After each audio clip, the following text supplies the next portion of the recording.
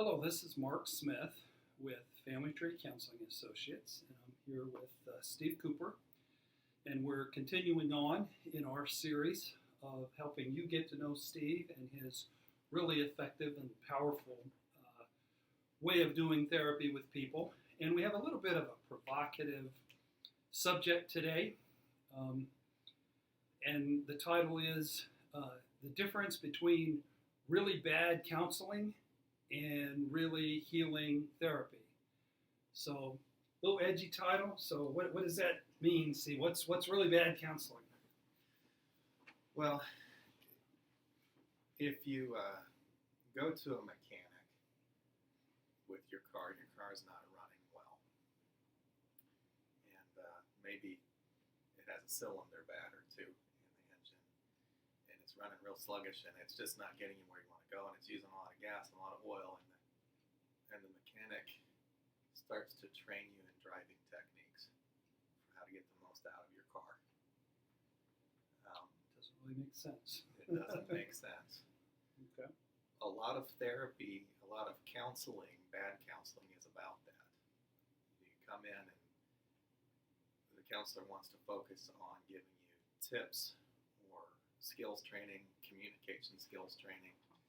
The number of people who go in for marriage therapy and the counselor diagnoses the problem as a communication problem, and then the solution is training people how to communication skills. Right. And that'll buy you maybe 6 months to even up to a couple of years of relative peace, but then the problems will come back bigger than they were before. So that the illusion that it works is there, but it doesn't work long term because the problem isn't communication skills. So that's kind of the idea is if you come to the mechanic with that kind of a problem with your car, then the engine is going to need to be rebuilt, or whatever is wrong with the car will need to be properly diagnosed and worked on, and not some surface answer that really won't get to the heart of the matter. Right. So the majority of people that I see have been led to believe that the problems that they are suffering from in their marriages or in their parenting with their kids or in the way their emotions work, or if they get the right tips and skills, that those problems will go away. Right. And that just simply isn't true. I think that's a stereotype of marriage counseling in our culture. You go to the marriage counselor to have them fix your marriage, right? Mm-hmm. And that seems to make sense, but when they come here, we tell them something totally different. So what's really effective, really healing therapy? How would you describe that versus this advice-giving, tool-giving business that doesn't work so Well, well? if I have a couple where I can give an example where the husband's parents died in a car accident when he was a young teenager, and the wife had a smothering, controlling, set of parents, and they're married to each other. Mm-hmm. And when they're sitting in front of me, their argument is over, him always feeling like she's not there for him, or her feeling like she's being smothered by him.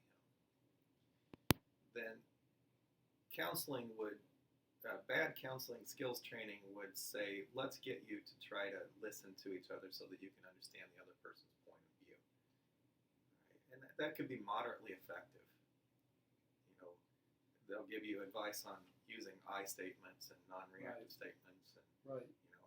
When you turn your back to me at night, I feel such and such. Right. Or when you, get upset with me for not being, what you want me to be, I feel such and such. And like I said, those types of skills have their place, but they're not going to really be that effective unless that the husband is learning how to deal with his abandonment trauma and his feelings of neediness and being afraid of being left that were there before he or the wife is learning to deal with her control issues that were there before her fear of being overwhelmed by somebody else. So the focus of the work should be upon whatever wounds people experienced in their childhood, Yeah. and not on fixing the marriage. Not on fixing the marriage, because that won't work. The problem is not in the marriage. The problem is in the people. Yeah. Marriages are constructs. They're not even, you can't touch them. They're ideas. Right. And the problems are in people's hearts and minds. And they're, fairly deeply ingrained. And they're kind of reflexive and unconscious in the way they work. And unless you can directly deal with those things, with somebody's unconscious reflexive things that they're afraid of, and how their behavior comes from that place, then you're not going to really help that individual heal, and the chances of that marriage healing are pretty small. One of the phrases you shared with me earlier was about you want to give couples a depth of perception. What do you mean by that? Well, people tend to interpret someone else's behavior completely wrong. You interpret their behavior based on the reflexive emotions that you feel in response to their behavior, and then your mind interprets it in a way that is not accurate. That's how it's coming in. It looks that way to you, but it very well might be. And it's what your mind tells you. Right. So in the example before, you have a needy, emotionally traumatized husband who has abandonment issues, and he's emotionally up and down and volatile and demanding and yelling. My wife's never around. She goes grocery shopping. She goes with her friends. She doesn't want to have sex with me enough. She doesn't want to, etc. Right. And the wife who has control issues will hear all of that through her fear of being controlled, through her fear of being overwhelmed by another person, and then will respond by running. But he won't let me have friends. He won't let me be my own person. He wants more out of me than I could possibly give. He wants to push me to have sex when I don't feel like it. Right, stuff like that. Gotcha. And the understanding of will be filtered through what she's afraid of, based on her own unresolved issues. Yeah. And then she will do the exact wrong things. Right. So how do you get a couple? They come in, they're looking for the tips and the tool guide, and a lot of times over the phone, we don't tell them. We just book the appointment. They come in, and we got them for an hour. Yeah. And we got an hour to sell them on, hey, we're going to go in and rebuild the engine. We're just not going to teach you how to drive around the block better. Right. And that's a bigger commitment, and it's more painful. How do you get that couple who came in to have the marriage fixed and pick up a few tips and a few tools? How do you get them to be insightful and to have that aha, it's all about my whole life kind of thing? Well, fortunately, people may not know these things consciously, but what I've found is that when I start talking to people, they get it in a big way. And it's like they live in a self-induced emotional prison, and they can see that what I'm showing them is the way out. And so, and I do a lot of diagramming, I do a lot of drawing of systems, I spell it out for people in a big way. And I don't just give them general ideas, I get really specific with people on their own minds, their own hearts. And when they see it, they tend to, my common experience is someone saying, wow. Yeah. I was doing one of these feedback sessions this past week, and through the first half an hour, the couple was looking at me like, this guy's an idiot. I mean, they just weren't digging me. I could tell, But then we got to a certain section, and everything fell together. And at least with one of them, I could see in her eye, well, it was with the wife, I could see in her eyes it just went pow. Right. I get it.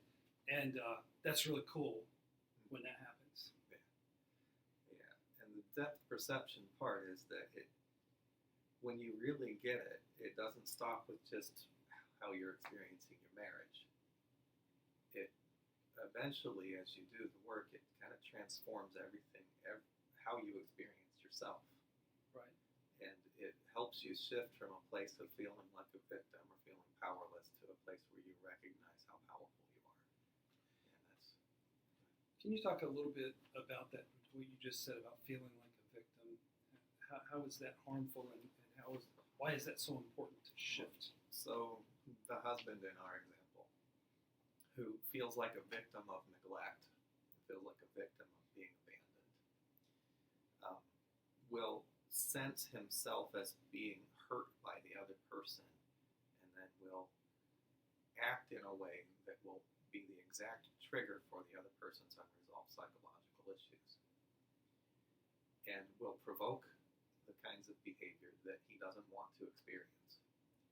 So getting angry with her for not being there the way he wants her. He chases her away and then says she abandoned him. And she will run from that. Right. And he won't know why. And he'll feel like a victim of her running, even though if he had a deeper understanding, he will know that he's part of his way of relating to is part of what she runs from. So he's not a victim of it. He's actually part of creating it. Right. So it's shifting people out of a sense that they're perceiving their universe passively, right, and it's happening to them, to another way of experiencing themselves, and that is that they are creating their experiences.